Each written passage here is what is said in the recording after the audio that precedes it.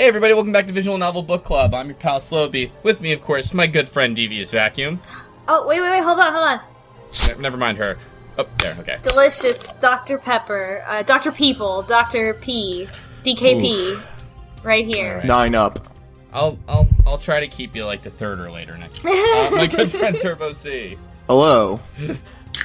My good friend Jim. Howdy. My good friend Tolahoko. All I have is water. My good friend orenronen. Hi. Alright. So this 66 round table of Visual Novel Book Club comes into session. And I will be honest, I actually opened mine before the podcast because I totally forgot. So I am the fool. We just need that refreshment. I was very thirsty, and I was waiting specifically for a recording to open that can. The things we do. I hope the audience appreciates that unnecessary noise in their ears. I'm sure they do. So, yeah, what are we saying? What happened this time around? When we last left our hero, Rintaro, John Titor said he wanted him to be the Messiah. Mm-hmm. That's right. So that was big.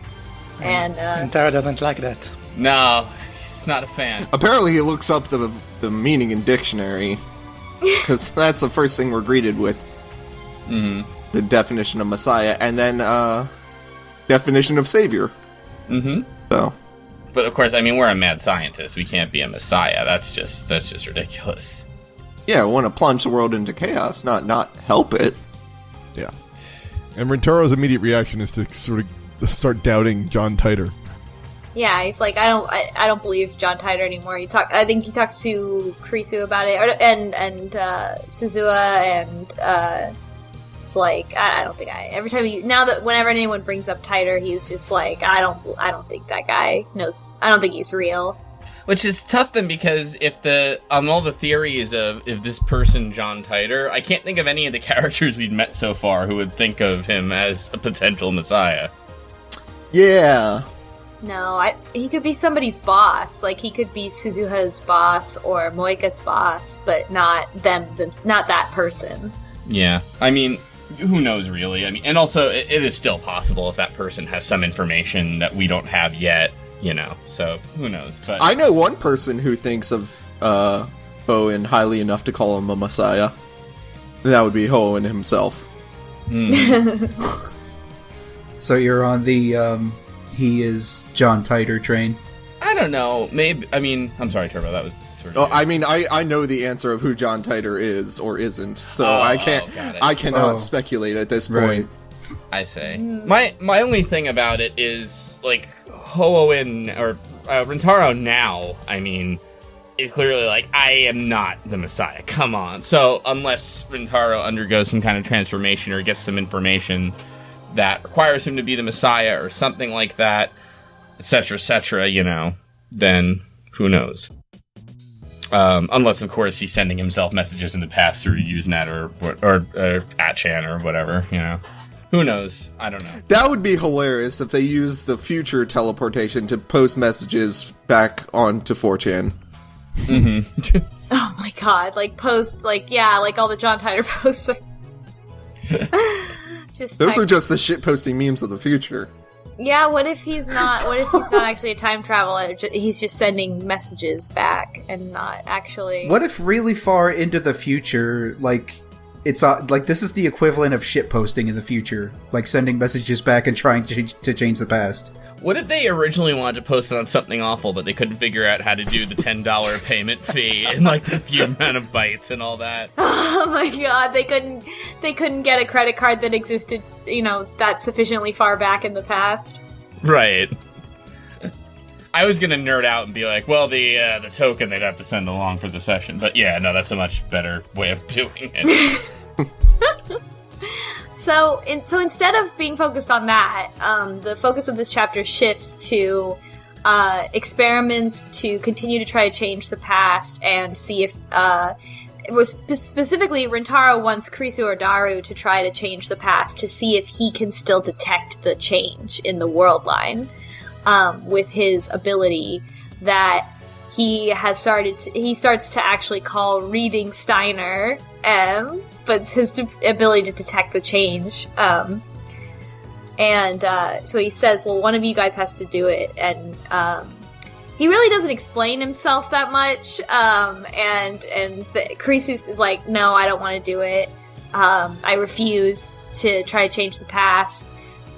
She even is like, I don't, like, this is who I am, and, like, it's like she doesn't want to compromise the person that she is by, like, overwriting her memories. So, Rintaro's theory is pretty similar to one we had, like, a session or two ago, which is the person that initiates the time travel is the one that remembers, so that's what he's trying to do, is to, like, hey, Daru, send something back, and then tell us that something has changed.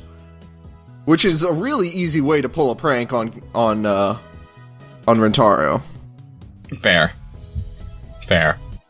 And he also kind of starts to explain this to the other folks as he's asking them to do this stuff. And so finally Daru's like, yeah, I'm in. I have an idea. I want to text myself in the past to help me win the Ferris Cup, the Rainet competition. It's such a bad idea.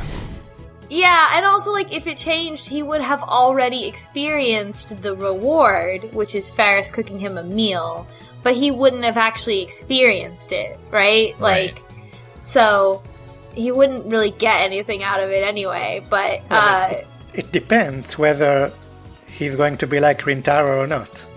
That's true, yeah, if his memories are overridden. Right. But, so anyway, there's a lengthy build-up, and he does text himself in the past, and they're like, okay, here we go, and they do it, but, nothing happens. Yeah, absolutely nothing happens. We don't get the animation. Yeah, there's no, like, world line shift animation or anything like that, so there was not a significant change. And everyone remembers they just sent the email.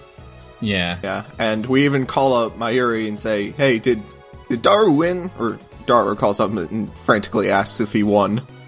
And he lost in 5 seconds, was it? Yeah.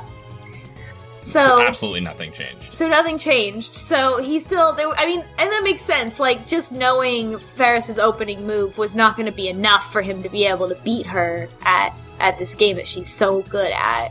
But it's important to know that he lost so quickly, right? That it's not even that he even beat the opening move. Like, he didn't even seem to utilize the information, right? Yeah. Or get it in the first place. It seems like this totally failed. Yeah, so what I don't understand really is if they did succeed in sending the email to the past, and he did get this email and he still lost, then why did he send it again? Because I do remember just sending an email. Because Quanta, they didn't change the past enough to get to a new attractor field in a timeline. This is all my theory, by the way. Yeah, but he still got the email in the past, it just didn't work. He sends himself more. He sends himself more emails. Maybe he's just dumb enough to be like, alright, but this time if I know the opening move, I may have known it last time, but... Yeah, but almost immediately, like, Rintaro and Kirisu are like, yeah, you're probably not good enough that it would help anyway.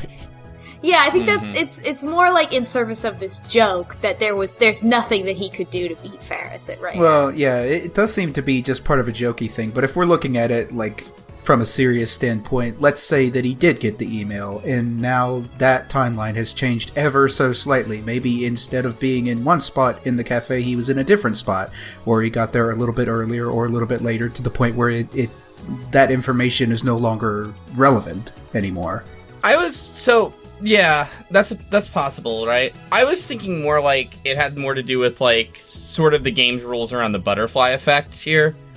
We're saying, like you need to do something that's significant enough that it's going to change time, or that, the effect's going to be felt, or something will happen. Like, it's sort of trivial, I guess, whether or not, like, Daru still loses, he doesn't get the meal, it doesn't really... You have to do something, like... I don't know, maybe it has to be feasible enough, or... I'm not quite sure what the... You have to be good enough at video games to actually be to change the past. Yeah, but I would think it would at least affect the fact that you just sent the email, even if you lost. But yeah, I'm not sure what's going on here exactly.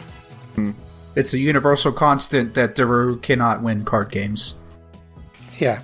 Yeah. Or at least he needs to know more. Well, they try several times. He sends himself more emails, Oh, he does? and none of them work. Yeah, he sends himself several. I thought he only did one. Yeah. Oh no, he goes on. He keeps going until the phone wave stops working at around 7 p.m. Daru. Also, I'm late on this, but I don't see what he's getting out of this. Especially if they're going on the hypothesis that he won't remember. That's even worse. Like, you didn't just not get it, you got it, but now you don't remember. But the thing is, too, like, I don't think they really fully get this like we do.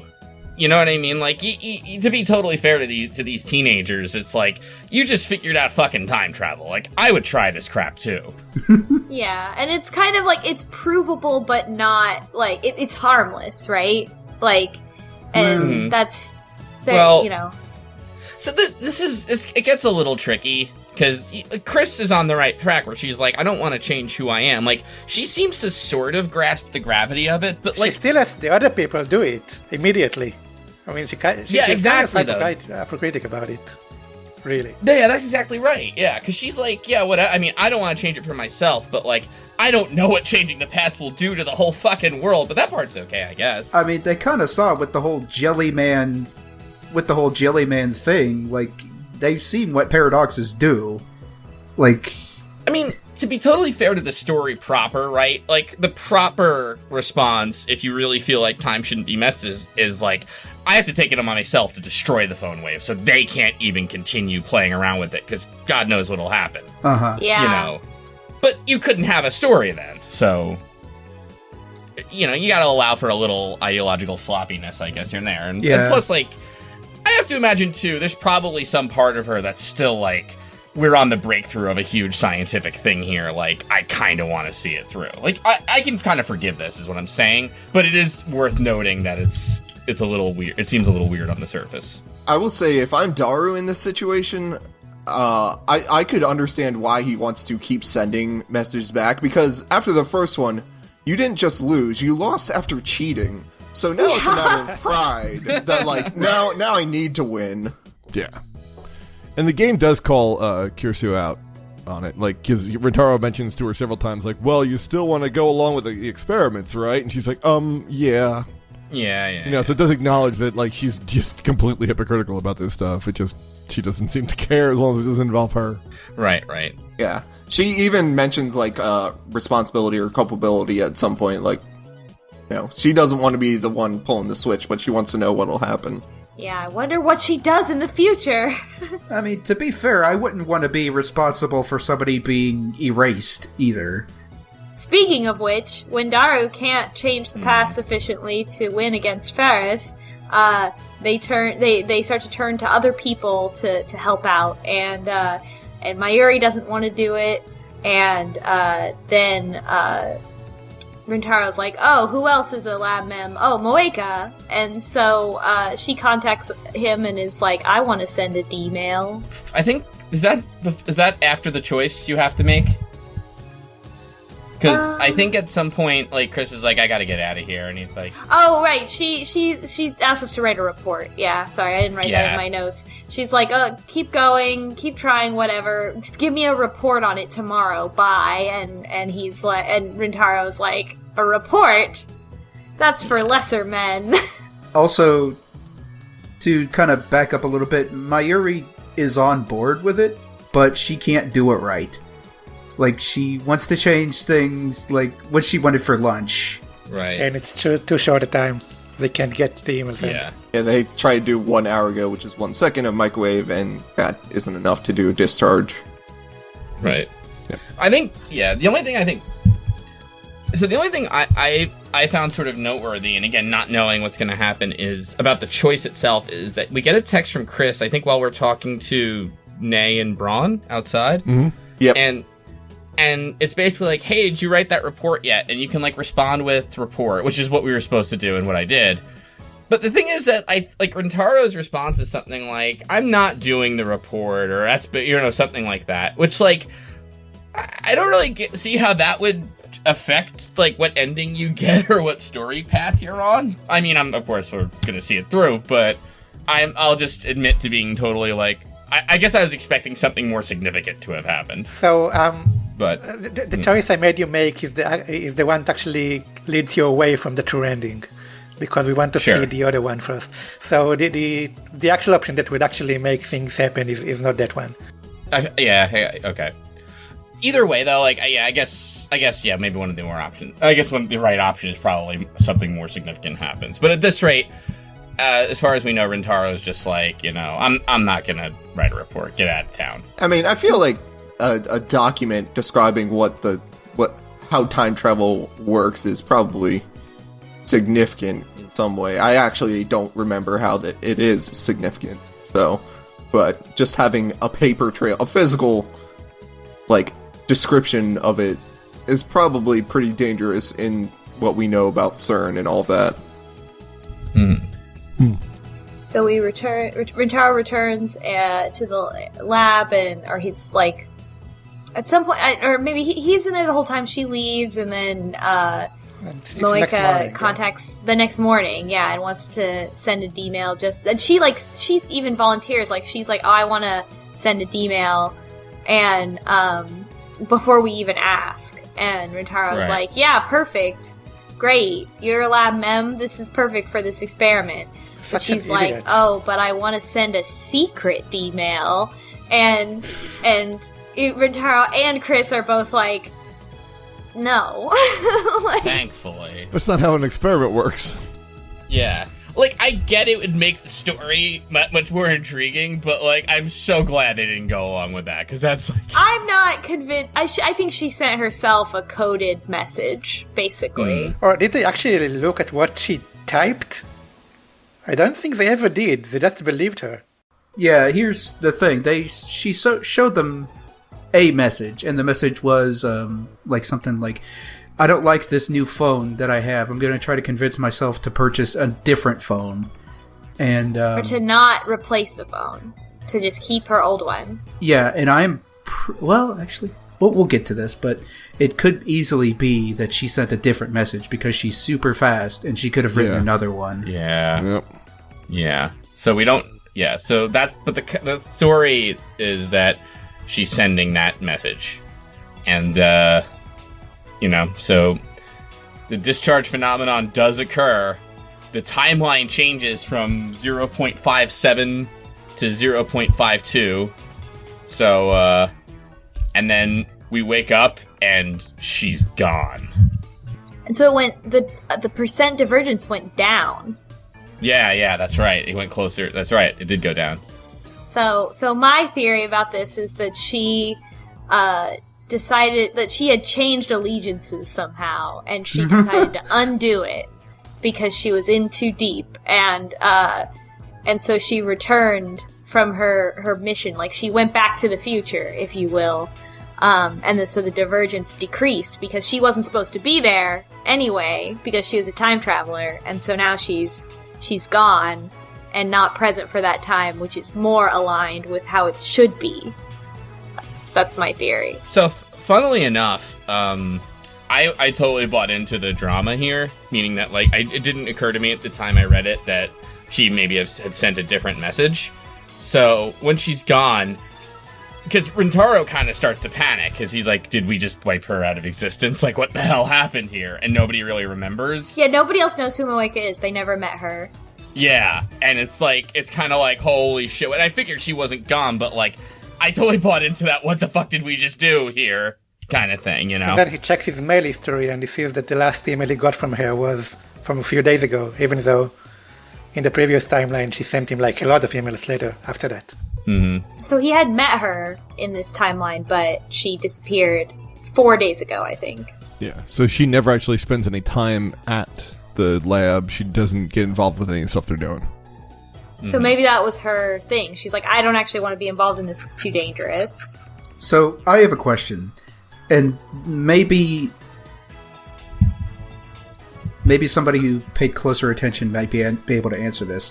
Her thing was that she bought a new phone. Mm-hmm. Did she buy that phone after meeting Rintaro? Because if she didn't, I mean, in a panic, Rintaro's... Yeah, she said she bought it like 3 days ago, and she sent a message. On the 31st. Yeah. Okay, because Rintaro panics and sends her a message, and they receive a reply. So if they received a reply, it's the same phone. But it's sounding like that checks out. But it's an email address. You can transfer it from phone to phone. Oh. Yeah, I was going to say Right. number, but that's right. It's an email. Yeah, it's not a phone number. Yeah, they're sending in emails to one another. Yeah, he right. They mentioned that specifically. He doesn't have her number. He only has her email address. I see. So my immediate theory was that she sent herself a different message about where the IBM 5100 is, and they don't actually have it now. Oh, they didn't look. No, they don't look. Oh. There you go. Yeah, because she was talking about it and she asked where it is. Yeah. So she sent a message about where it is to her. She actually got it, and she didn't have any need to email Rintaro anymore after that, or to go to his lab or You're anything. right. Yeah. That's You're my right. theory. I didn't. That's a good theory. And that's why she would blow him off saying, "Oh, I'm busy right now." Because Yeah. she's busy. She's got the 50 to 100. And he's the only one who would actually even have any. Well, I don't know if she would even know that he knows. Right? Like, does she actually know that he realizes timelines change? I'm not sure if he mentioned that to her. Because as far as she's concerned, she quite thinks that she got away with it scot-free, and why wouldn't you, right? But he knows that once he finds out, he'll know she'd stolen it this way. Although we haven't established yet whether or not his theory is correct that a person who is involved in the time travel, if they remember. Because keep in mind, this is the first successful one. We don't know what her results are. He does remember this time, even though he wasn't involved in the actual send of the email. Right. We know that he is always able to. We just don't know if the person involved is. One way to look at this is that if she's an agent of CERN, by the way, right, and John Titor's going against them, a completely convergent timeline, like 000 timeline, is the one Titor's trying to change, right? Yeah, the one where so CERN wins. to that end, right. So to that end, when the timeline decreases, like it did in this one, that means CERN's winning. Ooh, that's a good point.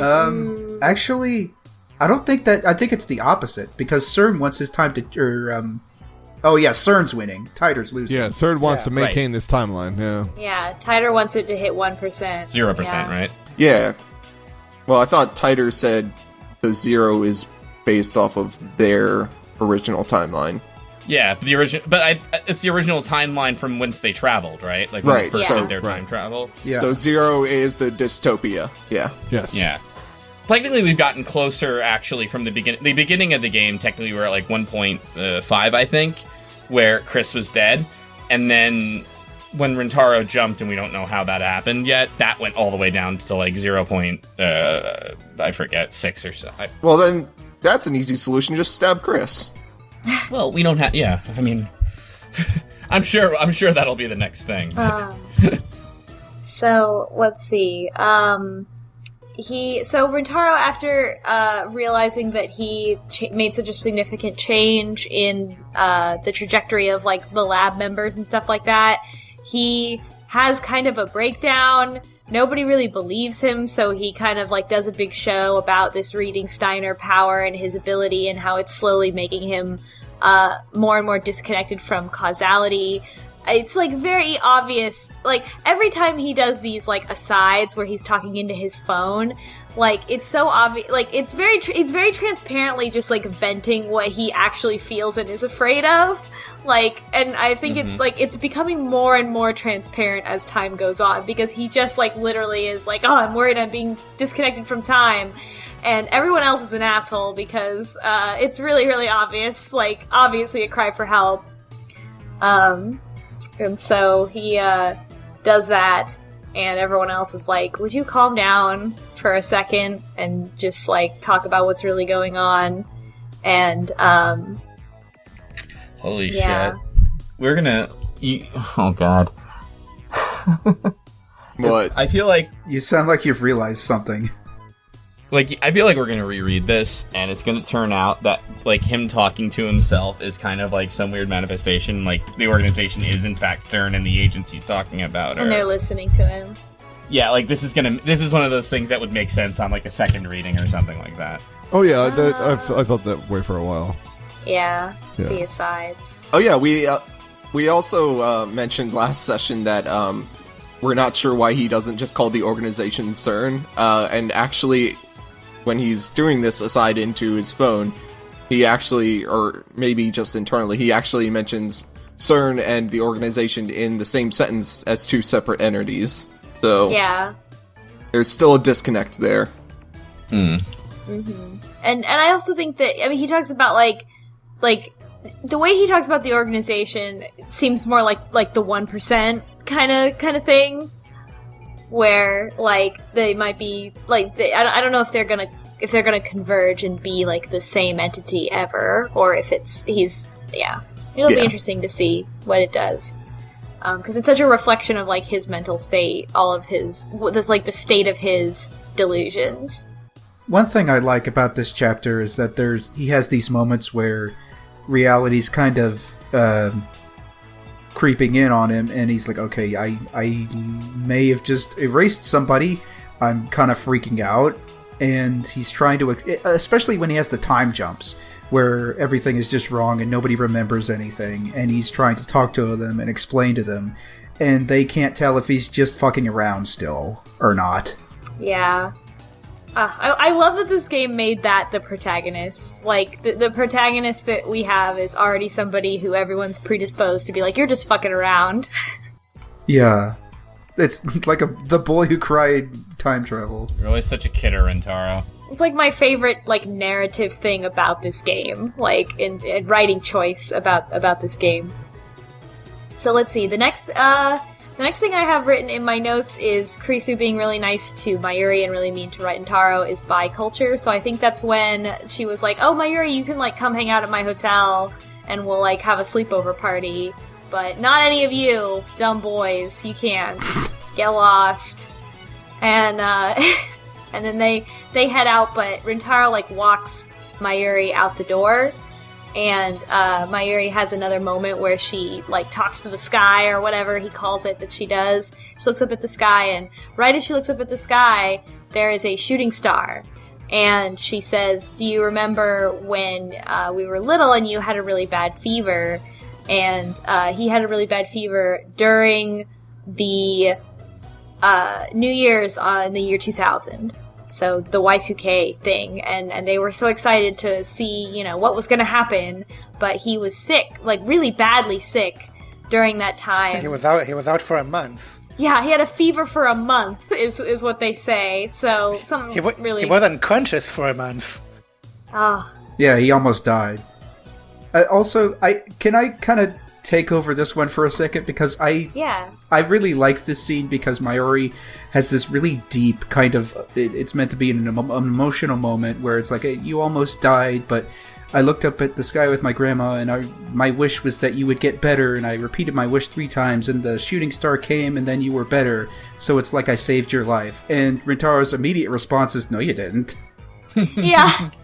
She's like, oh, well, I didn't? No, you didn't. Where's your proof? It's like, you dick, come on. Yeah.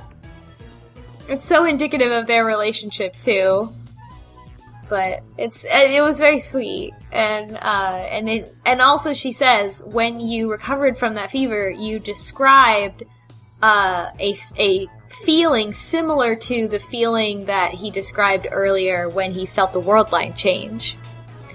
And so suddenly, Rintaro is, like, filled with like, further proof in this idea. Like, I did feel it back then. Like, was that the same feeling? If that's the same feeling, then I've always had this power, this ability to feel the world line change. And also, the year 2000, would have been, that's when John Titor originally was there, right? 2000 or 2001.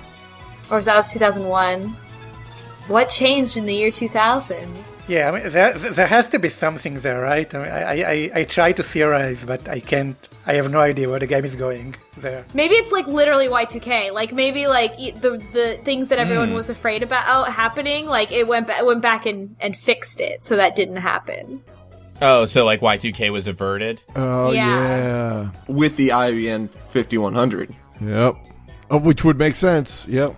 That all ties back in. And just the idea that, like, oh, the first time they sent a time traveler back was to avoid the crisis that occurred then, like, some big, like, apocalypse that occurred because of all the Y2K fear.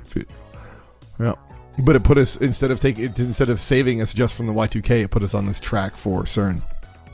I mean, I feel like the problem is even because it's funny because we had talked previously about how preposterous it is in a way that CERN would be an evil organization, but I mean, this is pretty absolute power, right? I mean, like anybody who has this is. I'm not saying you trust scientists all of a sudden. Don't get me wrong. I'm just saying, if anybody could corrupt CERN into being an evil, or if anything could, it's probably access to a working time machine. Yeah, I mean, it's more just like the CERN is the Illuminati. No one thought that, which is just what they want you to think. And it's also just like the distance, right? You have that much power, you understand something that so few people understand. It can distort your view of the value of human life, right? So, yeah. And as you correct things, like, maybe in the beginning, CERN is actually a very well-meaning organization who starts off just fixing problems that have caused massive, in the future will cause massive destruction. So they go back and they fix the Y2K virus and they fix something else, and suddenly, boom, now the timeline they've diverted onto is that we are the totalitarian regime that's in control of everything. Right, yeah. That's that like kind of classic story of it, like you're saving the people from themselves by controlling them or whatever, Yeah. Classic CERN.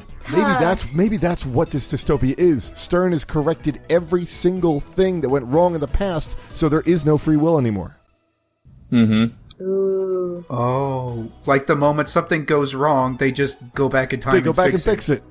So that's why you live in an idyllic society with no war, no anything, everyone is provided for, but no one has free will, because anything you do that results in a bad result, like in a bad thing that's going to go happen in the future, they'll just go back and fix. Oh my god, that's worse than... You can't even do it, technically. Yeah, you can't even do it. Because they're always going to be one step ahead of you. Right. Do you think they would erase people from... I think they might not even... Yeah. I think they might not even be trying to do that. Like, from the way we've had it explained, paradoxes, like, the universe will pitch a fit if a paradox happens to the point where they will just erase people from existence. But that's the thing, right? Because the universe will make the paradox... It'll clear up the paradox, right? But the time traveler is still in control, technically. Like, the time traveler... Like, the universe didn't make Luka lose the lottery or whatever, but it fixed it such that didn't cause a problem. Right, but I imagine once you try to start changing bigger things, it like the universe will stop trying. It's like, okay, if you're going to do that, I'm just not going to play nice anymore. Boom, this guy doesn't exist.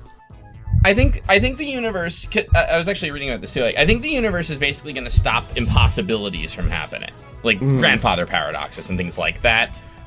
But it's not necessarily going to stop you from doing what you want to change, unless it were to directly cause that, I suppose. Like, the universe let Moeka do whatever she wanted, like get the IBN 5100 maybe. But if that knowledge would have caused a paradox, that's what's going to be corrected. The paradox, not the actual effect. Right. So my current theory with this is that, like, you can change time, but not... You don't get exact specifications of it, because you have to figure out how to do it unparadoxically, and the universe is going to try to fix it in its own way. So you can kind of get roughly there. And I'm still thinking you need and this is just me personally, you still need a jump. You still need something big enough that actually will cause, like, a significant enough change for it to take. But isn't any change to time a paradox? Like, if you are willingly wanting to change time, then that itself is going to take to create a paradox every time, no matter what you do, because you'll create a timeline where you don't have to do it anymore. No. But in a classical sort of time loop kind of paradox, yeah. But what's happened now is the timeline's been rewritten. You don't have to go back in time anymore, because what happened, it happened now. So, like other time travel stories, like Terminator, like, there has to be some kind of loop involved where something in the future happens in the past, so the time travel can happen again in the future, and it's like a cyclical thing. Here though, what's happening is you get a text in the past, you'll never know from where, and it never has to be sent again. It's there now. It's the Donnie Darko kind of thing. Like, this is the timeline, period, the end. Right. It never has to be happen again. Yeah. Whereas, like, otherwise you get, like, the Back to the Future 2 thing where he draws on the chalkboard with, like, oh, this is the timeline here, and then we went over here, and, you know, like, there's these branching path of timeline, but you don't need that if the universe is just going to correct everything back to one. Yeah. So, I mean, theoretically, if you had perfect control of time travel, and you did everything that you wanted to do, you corrected every mistake, there would still just be the one timeline where you didn't have to do anything. Everything is just perfect. Right, like bringing it back to the Terminator example of like, which is they send Kyle Reese back in time to pretend John Connor's mother, but they have sex and they make John Connor. So now what? This would be like Kyle Reese appeared out of nowhere and his experience will never be explained. He never has to be sent back now because that's just he's here. That's just that. The end. In Terminator timeline though, he has to be sent back over and over again. And then we also have the complication of attractor fields, which I'm still not sure exactly how they work into this. So if you go over 1%, then there actually is a really separate timeline where things are different in a major way. Yes. Yes. Yeah. Yes, it has to be significant enough. Is again my theory personally. So like Daru can give himself a move, whatever. But it's not enough. It didn't change the timeline. Butterfly effect didn't happen. The rest of time is going to go some way it's going to go. Yeah, Moeka did change it enough for the world line to change, but it still didn't go past 1%. In fact, it got lower. Right. So it went back to. It seems presumable that something diverged where the divergence is maybe possibly. Rintaro gets the IBN 5100. Or Luka's Shrine. Or, well, just Rintaro is what we know, right? For sure. Or it just confirms that Moeka's a time traveler and that her involvement has caused a divergence, and now she removes herself from the equation.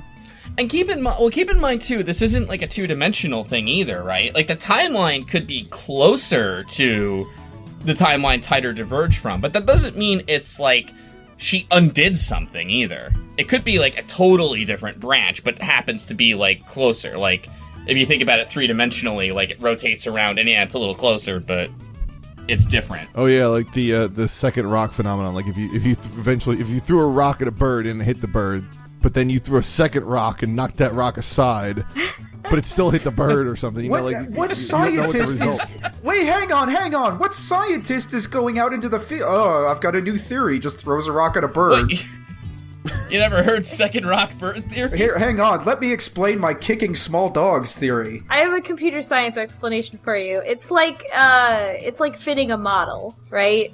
You can overfit a model. That's what 1% is. So if you have a model, if you imagine like a graph of a line, right, a world line, if you will, and then you're trying to create a curve that fits the data points that you have, right? And you want to make a best fit curve that's going to closely map to the data points that you have. So you keep adding data points, right, to this model, this line.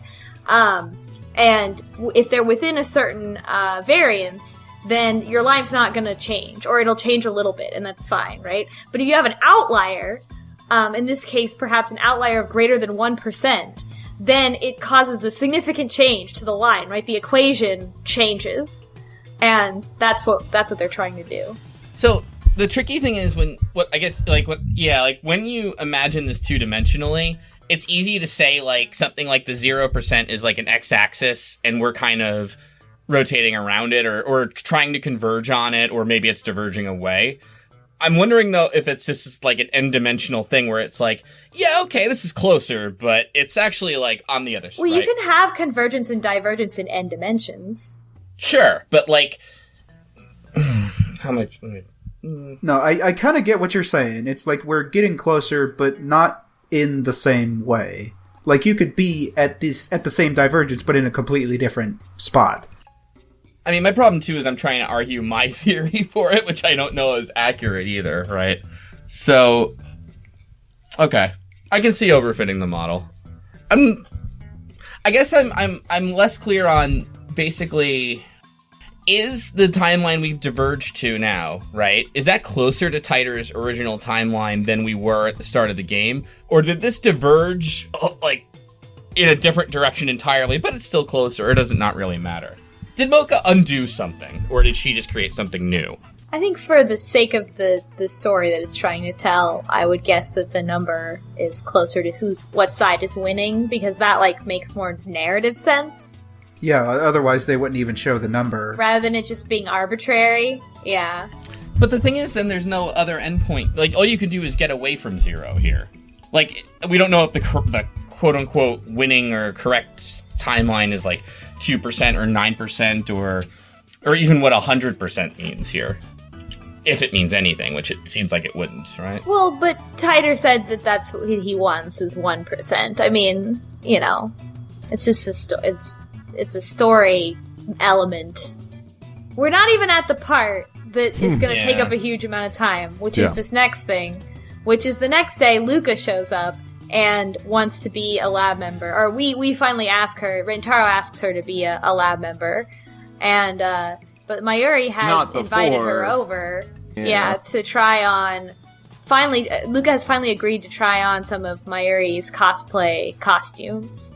And we say agree pretty generously here. It seems like Luka didn't really want to do it, but Mayuri dragged them along. It's basically bullying her into... Everybody bullies Luka!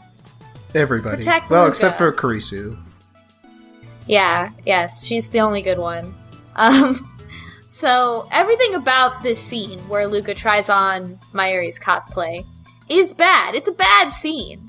It's, it's the worst of the style of humor that we've seen so far. It's just, not like that the humor itself is like the worst example, but it's just all condensed. Like, all the bad jokes and the bad references, that real good 2008 ass, everyone hates anime shit. Like, that is all in one scene. All there. And Mayuri goes and helps Luka change, and Daru's like, this is Yuri. And again, Rintaro cannot stop saying that Luka's a boy, cannot let it go. There's a joke about Kurisu finding out Luka's assigned male at birth. And she, like, to her credit, she's just kind of like, like, she's shocked, but she doesn't make, like, a huge deal about it. Who, Kurisu? Yeah, she's like... No, she's very shocked about it. I don't know, I guess I just didn't get that from her delivery of the lines. Like, she's surprised, but she doesn't go on and on about it the way that Rintaro does. She is very upset that Luka's cuter than her.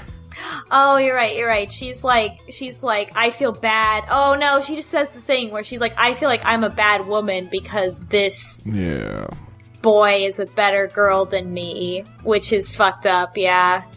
She also finds it very difficult to believe. Yeah. And everybody kind of like, I don't know, I guess I think that's funny that she can't believe it.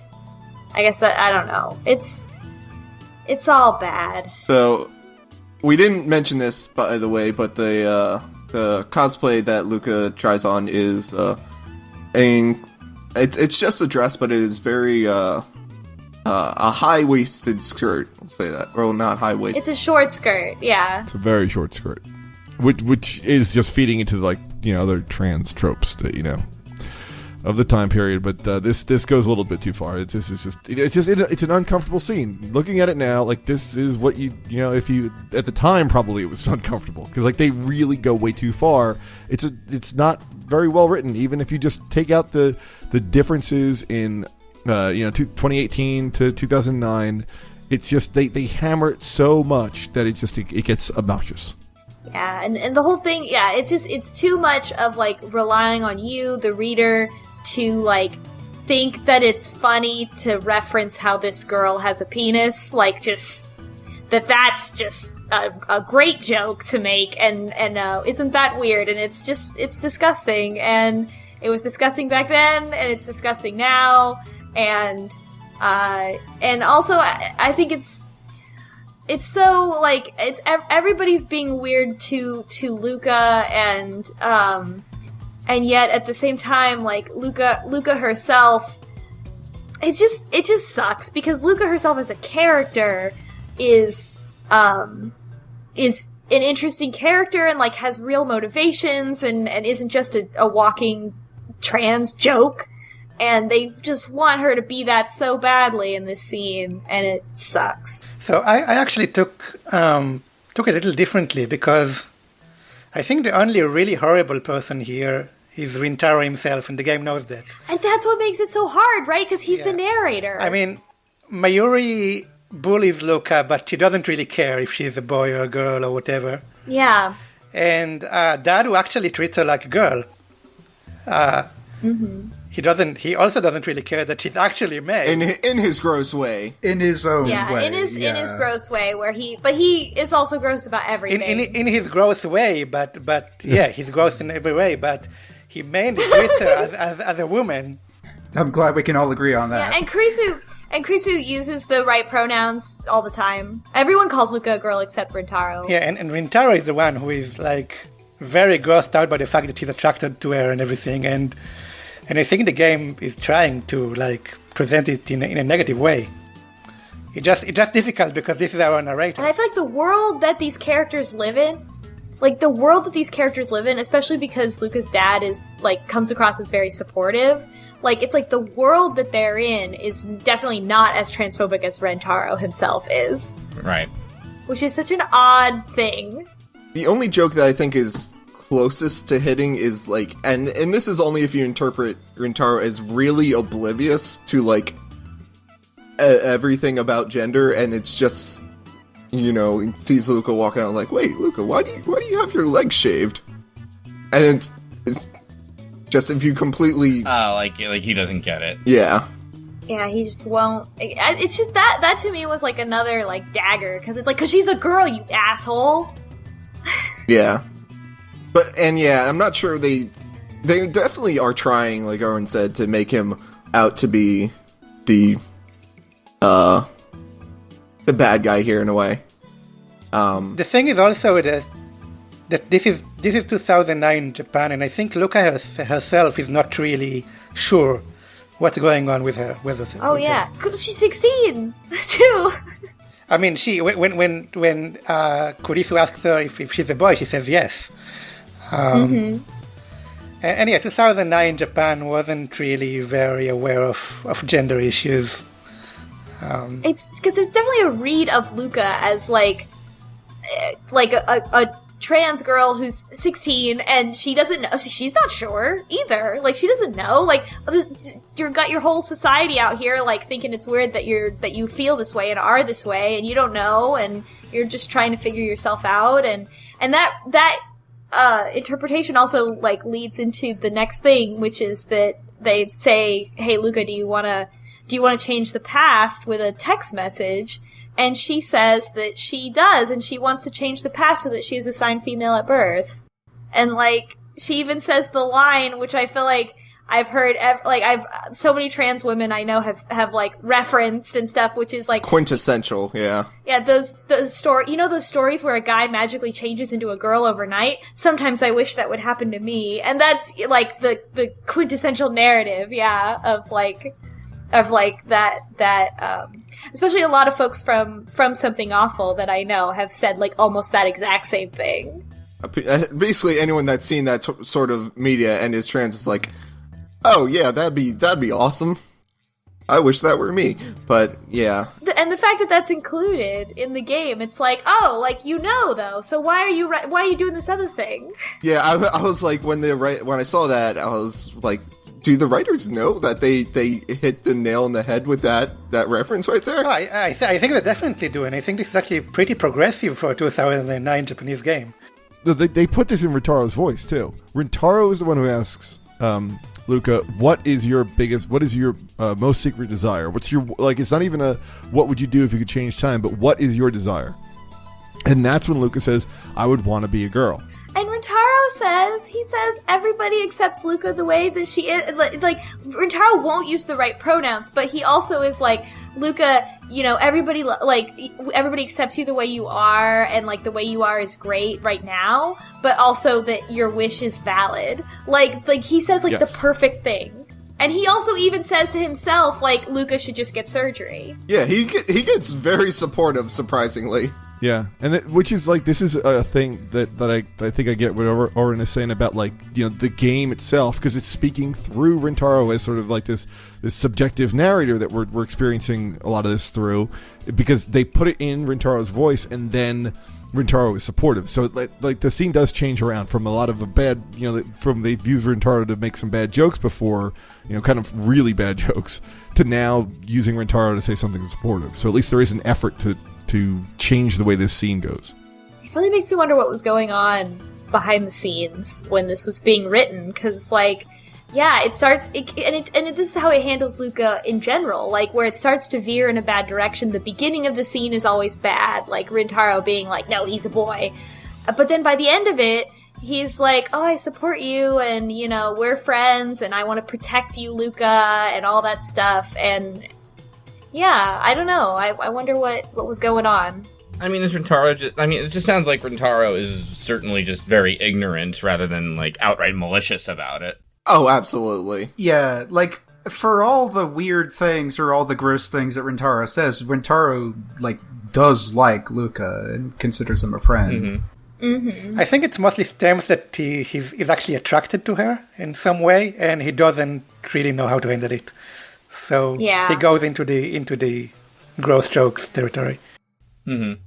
And also, a lot of people that, like, it's pretty common that people that are, like, self-styled scientists will hang on to very, very tightly onto the Biotruths. Yeah, that sort of stuff. So right, like this is my understanding of the world, and it's going to take a lot to shake that. Yeah, chromosomes are nothing, baby. That's his worldview.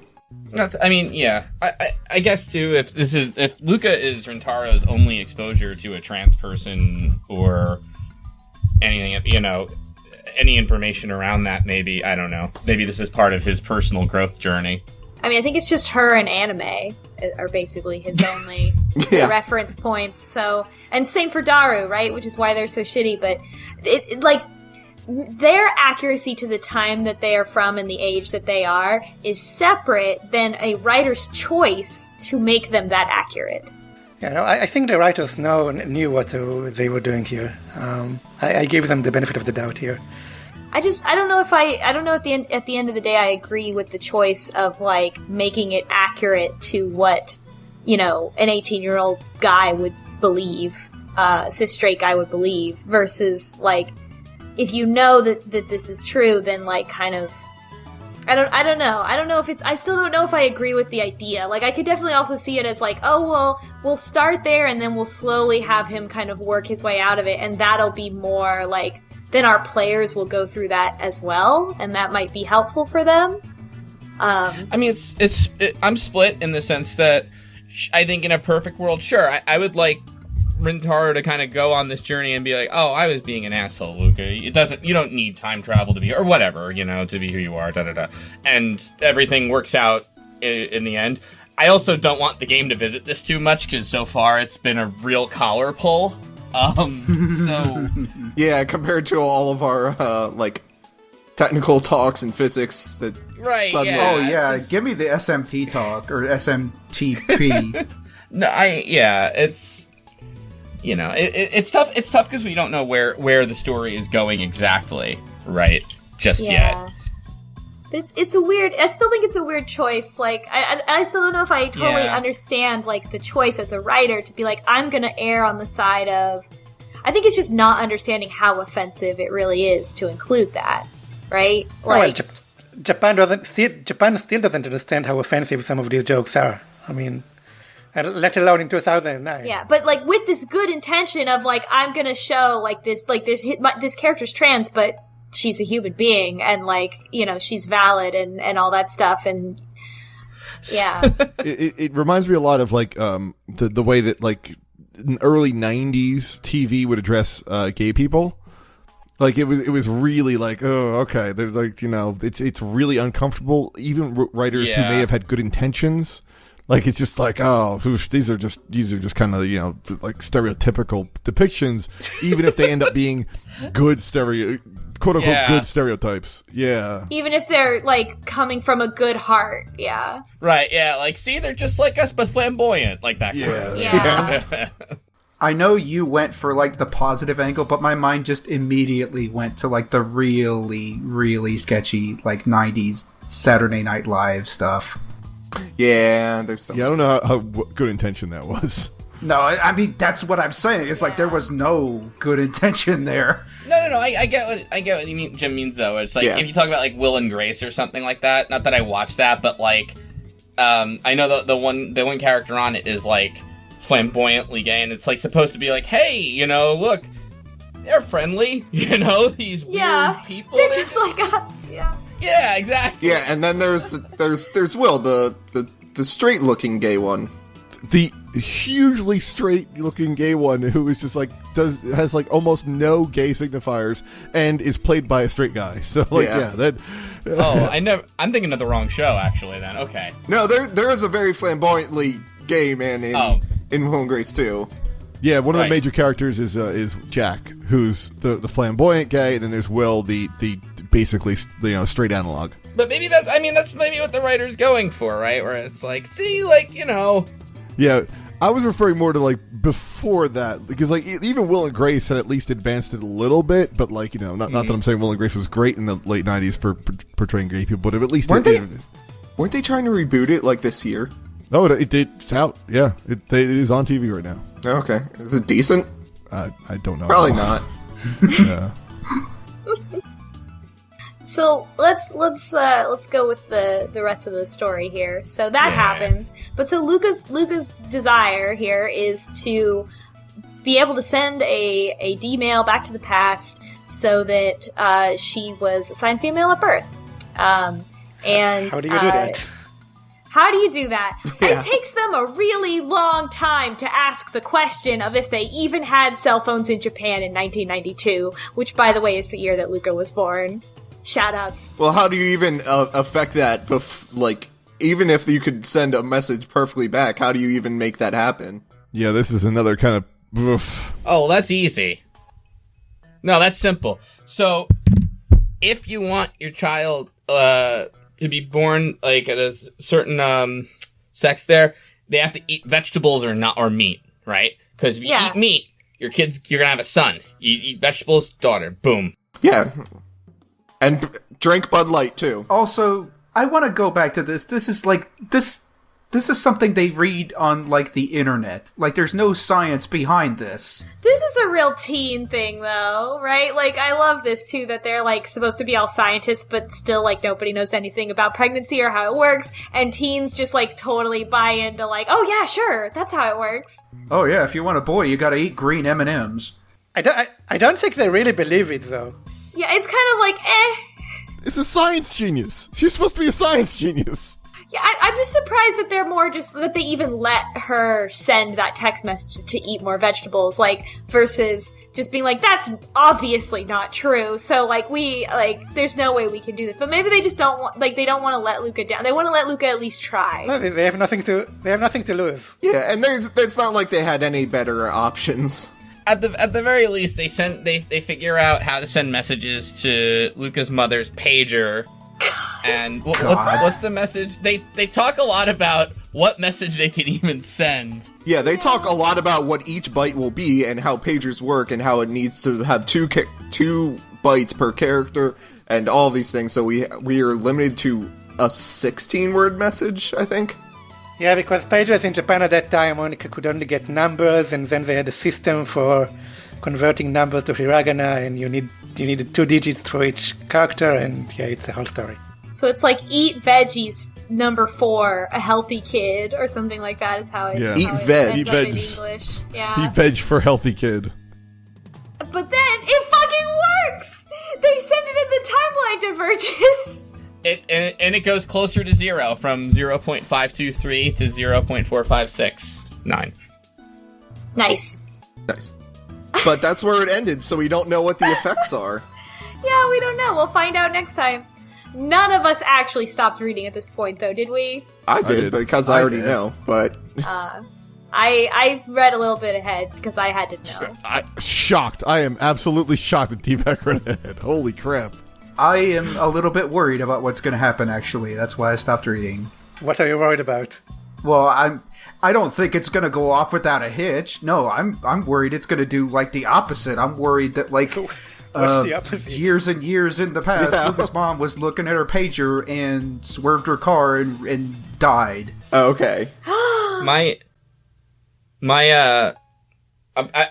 went like a little ahead, but I don't know too much. So I will say that if you read only a little ahead, then you don't really get anything out No, of it. don't really know. Yeah. yeah. So I my guess, if like once the timeline diverges, holy shit, it works. And now so that, and we get more awkward sex comedy or whatever. So Yeah. We're in for more awkward sex comedy regardless, yeah? That's pretty much guaranteed, no matter what the effect is. yeah. So who knows? I mean, it's so. I think though, what was shocking was how much the timeline diverged, because that's what makes me feel like other things happened. That I mean, if they succeeded, like changing someone's sex from male to female is a big change, I think. And if we're talking about butterfly effect too, I mean it's 16 years ago. it stands to It stands to reason. Yeah, the farther back you change something, the more it'll have a chance to diverge. That chaos theory stuff. And even if it didn't happen, like if it didn't change anything, like if it didn't change Luka's birth sex, like it could have changed so many. Like if they changed Luka's mother's behavior, like there's so many repercussions that could have just by coincidence, right? Like just from all this other stuff, like maybe she got on a real health food kick and it changed the health situation of her or the whole family or whatever. Like, it's just impossible to know. Yeah. Well, okay. Okay, I just thought of this. So, what if it changes... Did they say how Luka's father got the shrine or works at the shrine or anything? I'm not sure. I think it's his family's always worked at the shrine, like his father and their father and father. Well, what if for some reason he or Luka or someone is not at the shrine, meaning the IBN 5100 doesn't get there or is not given to Moeka? Yeah. Moeka. That's a big one. That's what I was thinking too. Yeah. That, because, where that goes. Because it went back up. It went down to 5.2 and then up to 5.6, so, yeah. No, it went down. Right? It went down to 4 or 5. Oh, it went down to 4.5. Yeah, 4, 5, Yeah. 6, 9. Yeah, it was 8. So 8 closer. The more we involve perhaps the removal of the IBN 5100, the more it seems to get back closer to 0. I feel like everything we've done. Actually, no, all the time jumps in this game. Have they all gone like closer and closer? I didn't write them down. Hold on, I have. What is it? Do you have screenshots of it? I think it went up with the lottery. I'm looking at the. All right, so the very first time travel where Chris is dead and then like everybody disappears, that we don't know what did that, and the satellite moves or whatever. That goes from a 1.13 down to a 0.57. That's the most significant time change we've seen. Because that was a real change the future thing, if it was more than one. So wait, so that actually went beyond 1%. Yeah. Yeah. And Titor doesn't know. Right, and it feels like that is a moment where there's an attack. Like, it feels like, like CERN just launched an attack to try to get things back to where they need to be. To stop the press conference, yeah. Mm-hmm. So, wait a sec. So then the next thing is the lottery, right? Yeah. That's like the first time it actually like works. Yeah, I think believe, that's the first divergence that we see. I'm trying to figure out where that is. Future gadget library person. No, that's when they read the Jellyman report at the end of chapter 2. Then in chapter 3, the path. Here we go. So then, here we go. Sorry. So then when we go to the we have the power of editing. Yeah, that's true. All right, the lottery, we send it, and it goes from 571024 to 571015. So, again, it went closer to 0, but, like, by, like, a 10,000th less even. Like, 100,000th. Which it was not a significant event, so it's not that surprising. Yeah. Right. So it's gone down every time. Seems like it, yeah. Big one. Yeah. Everything we're doing is getting back, is undoing John Titor's or we don't know, but getting closer to the original time that John Titor came from. Which, why does that make sense for the lottery number? That involved Luka too. Yeah. Yeah, Luka would have done something with whatever, like, or the fact that Luka went out to play the lottery or whatever. Did we already have the IBN 5100 at that point? Yes. So I'm not sure how it would affect it if we... Maybe Luka was out playing the lottery when Moeka went in to take the computer. I don't know. Well, she didn't. Yeah. No, that would have been after. I don't know. We'll find out later. The universe... Well, yeah, the universe had to have fixed that, right? Where... Because originally Rintaro sends the message... No, has Moeka send the message to himself, I think?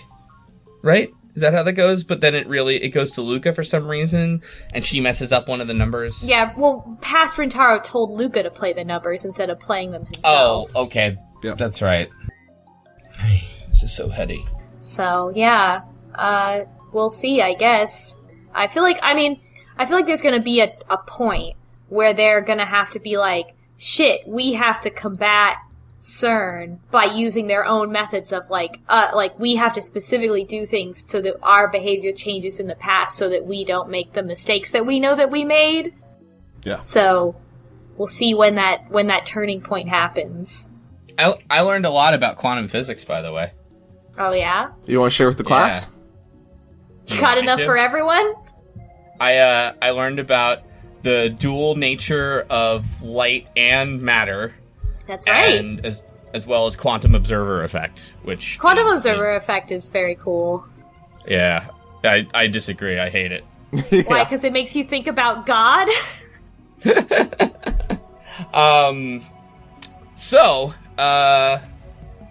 Actually, that we're all in a simulation. So, those are very similar impulses. Right. So, Einstein gets the Nobel. Well, we talked about quanta last time, right? Or I mentioned that. Mm-hmm. The notion that, Okay, so I don't know if you knew that. So basically, in classical physics, we get the speed of light and we get the speed of electromagnetic waves, and it turns out they're the same. Therefore, ergo, light's an electromagnetic wave, right? And it follows wave properties. It diffuses if you put it in a prism. It diffracts if you put it through a slit. Do a double slit experiment. And typically, if you think of a wave, right, it's it's a disturbance in a medium that's just propagating outward. And it's not it's tough to I always kind of had in my head a wave actually, a thing actually moving, but it's really this disturbance just propagating over and over and over again. Kind of if you think of a string, making a wave like that, the string oscillates, but it's not like the string is actually moving forward or something like that. Or a drop of water hitting a surface. Exactly, yeah. The water isn't technically moving outward, it's just oscillating up and down because it's been disturbed, and then it's causing, cohesed? Coalescence? Water molecules next to it to oscillate with it. Attached, we'll call it. Diffraction's an interesting experiment too, because you've ever heard of the double slit experiment here? Yeah. If you put a wave through one slit, it repropagates the wave. It's the wave starts conical again, like you would imagine a wave. If you put two next to each other, it causes what's called an interference pattern, which is almost like a checkerboard wave, because the high part of one wave meets the low part of another, and they cancel each other out, but other peaks meet other peaks, which make them stronger, and valleys, etc. Okay, great. But, what the fuck, somebody notices, I forget if it's Bergström or what have you, but someone notices that light also does something that a wave can't, which is that it scatters a bit and it reflects, meaning that if you fire photons at an electron, it actually gives up some of its energy, right, depending on the angle it hit, which is strictly a particle thing. Waves shouldn't do that at all. And the analogy is a billiard ball hitting another billiard ball with inelastic collision will impart some of its kinetic energy depending on the angle it was hit at, and then go flying off somewhere else. So they're noticing light does that too. But strangely, there's nothing in physics at the time that acted like both a particle and a wave, and then also never at the same time. And the thing is that it's not something that's wrong, it just happens. I forget which is which, but not electron microscopes, but microscopes work because I believe like of the wave nature of light, but then X-rays I think work because of the particle nature of light, etc. So yeah, it's like something provable, but we couldn't. But it was kind of wild, and we couldn't figure out how this could be. But it seemed like only that could be. How detailed do you want me to get? You ever heard of spectrometers? This is great. I mean, yeah. I mean, I don't know if our audience has, but...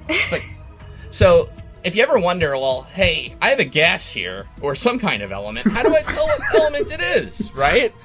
I can smell it or taste it, it's a gas. But you can also, I believe... And sometimes that'll kill me. That's for people in the past. I want a piece of technology that does this. So what you can do, I believe, is heat it up to where it emits a white light, and then, I believe you diffract it, the light that comes out of it. And interestingly, you feel like when you should get this whole spectrum of light, like all the wavelengths of light spread out like a prism. But different elements have these vertical bands that appear in the spectrum. And strangely, like, every element has its own little, like, signature fingerprint-like pattern. And a spectrometer, more or less, like, tells you which has which. So you can say, oh, that's hydrogen, because it's, like, missing, like, a line of purple and a line of blue or something like that. I remember this. And we do this, actually, for stars and planets to figure out what they're made of. Yep. Mm-hmm. But why? Why does that work? Why? What's going on here?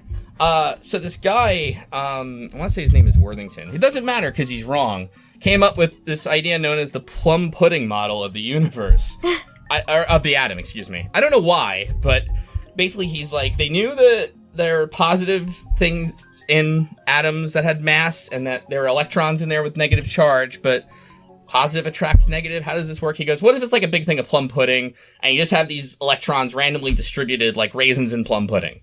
And for whatever reason, physicists at the time were like, yeah, that sounds good. Delicious. Sure. Yeah, I'm down with the plum pudding model. Oh, I've got a better model for you. It's probably because they were sitting in the club eating plum pudding at the time. Like, yes, yeah, certainly. God. I mean, when you're done, I've got a better model for you. Well, I mean, like, spoilers, but when you find out what it is, it's like, that's nothing like the plum pudding model. Like, what's the matter with you that you even thought this, you jerk?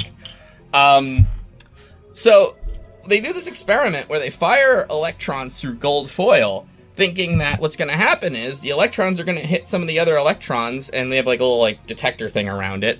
So you'll get like a kind of scatter effect as some get sort of slightly deflected, etc. Like a shotgun kind of effect, basically. But what really happens is most of the electrons pass right through the gold as if it weren't even there, and but some minor amount do get deflected, and the ones that get deflected go all over the place. So they're like, what the hell? And this guy Rutherford says, I got this. What that means is atoms are mostly empty space, but with like electrons like buzzing around them, like in an orbit. And the problem there being like, well, wait a second, like positive still attracts negative. And he's like, no, maybe it's like the planets where it's this constant sort of free fall. It's never quite attracting. But motion is motion. It would still give off some kind of energy, which means all atoms would be, like, giving off light. And even if that weren't to happen, that energy would be expelled somehow, meaning the orbit would get smaller and smaller until the proton and the electron collided. But that doesn't happen. Why? And this guy, De Boer, comes along, and he goes, I know why. Because, motherfucker, what if matter is just like light and it has a particle wave nature and that it respects quanta the same way light does, and the electrons exhibit a certain orbit that they can't go above or below until they have an energy of activation that brings them to that. It has to be the quanta thing again. And he comes up with an experiment where he shoots electrons through mercury gas and basically turns up the electron voltage. And if you look at the graph of it, it goes up and up as just the electrons go through unimpeded, and he turns it up fine. Then all of a sudden, it drops because out of nowhere, he passes the threshold to excite the electrons of the mercury gas into their next orbit. And instantaneously, the electrons just are in the next orbit, in the next quanta. That's a way cooler way of telling the story than is in your high school chemistry textbook as well. Well, thank you. I wish they told it that way all the time. Yo, right? I thought chemistry was I hated my chemistry in high school class and all that stuff. It was terrible. Should have had me rant on a podcast about Steins Gate. Yeah. Anyway, I'm going to write myself a text message to do that in the test. So, seeing this analysis, not only was de Boer right about, and that became the de Boer model of the atom, even like his prediction for how much electron volt you need to get electrons to a new orbit was correct. Einstein, seeing these results, remarked, "It's so beautiful it makes you want to cry." So basically they're saying, wait a second here. If matter, like electrons, follow quanta, does that mean that, like light, it also has a particle wave effect? And how could that be? Like, it's not like you walk through a door and you diffract. And basically the answer is, in the mass is in the denominator of the equations, meaning like, and the scale is so large, it only really happens at very, very, very tiny, like, levels. Like, I don't know, you ever just walk home through the door after work and diffract? Right, you're just bigger and you start getting, no, but like, basically, it's like, negligible's not even the word, you know? So, like, so basically the quantum observer effect then comes into play, which is then, what they do is, they do the double slit experiment now with electrons, and they see an interference pattern, sure enough. Just like it were, as if it were a wave. And interestingly, they see the interference pattern, even if they fire the electron one at a time. Which kind of makes no sense, because you'd need 2 waves to do it. So, they add a detector in this experiment to see which slit the electrons are going through. But when you add a detector to it, suddenly you only get the particle effect of the electrons. It just passes through the slit. There's no interference pattern at all. This is my favorite part of the story. When you turn the detectors off, it exhibits the wave-like pattern again. I didn't get to this part, but they've seemed to have determined it's definitely not the detector fucking things up. Which I have to admit I was thinking, like, you're sure about that, right? You know, but yeah, apparently, for whatever reason, matter will exhibit, the electrons exhibit a wave-like nature if they are not being observed, versus a particle one if they are. And this is one's really gonna bake your fucking noodle. This other experiment, they tried to detect it as right after it passed through the slit, like not during. And it turns out that, yeah, again, the same thing happens, but that seems to mean that somehow the particle, the electron, realized it was observed after the fact and changed from the waveform back into the particle. And now you might be asking, well, how can you, if you can't use a device to detect it, how can you detect the wave? But they can detect the effects of it. Like, they're not directly observing it, they're observing something that it hit. Yeah. Yeah, there's like, yeah, exactly. So, like, you can see, like, it's the same thing as the test with the atom, where, like, you can tell where the electrons hit after the fact. And you would expect it to shoot for it, but an interference pattern, you get, like, lines, kind of, like, sort of thick lines, because, again, like, some parts of the wave are canceling and some aren't, and it's, like, oscillating, you know? It's hard to, like, explain that visual sort of thing in this medium, but that's kind of how it goes. Imagine the audiograph of us speaking right now. All right, but yeah. So yeah, I mean, scientists reject retrocausality, I believe, where they're saying, like, it's not like cause and effect reverse. The electron went back in time and decided to be one. But the sort of notion that they're thinking, right, is that there's a quantum superposition, meaning all possibilities of the electron being a wave or a particle that went through one slit or a particle that went through the other slit are all happening at once, kind of, and when you observe it, you effectively influence it into one of those possibilities. Right. And this is like the fundamentals of quantum mechanics. Like, this is Yes. what makes it. yeah. Right. So it and it fucks you up, man, because that's a lot of power. Mm-hmm. So, the quanta thing is why I'm on this tear of, I feel like your time travel change in Steins Gate has to be significant enough. Going back to this this video game that somebody else read the same stuff you read and wrote. Exactly, yes. No, but, like, right? Like, what's happening is there's a big superposition of all possibilities, and once you send it into the past, now you pick one. Yeah. You've observed it, 'cause, yes. Sure. Then it implies that the current moment is the only observable moment, right? And that the past Right. and future are equally, like, malleable. Mm-hmm. Yep. So there you go, kids. That was your Yeah. story time for this visual novel book club. Next time, we're gonna finish chapter 4. Yep. Until then, El Psi Congru. El Psycho. El Psi Elsa Congru.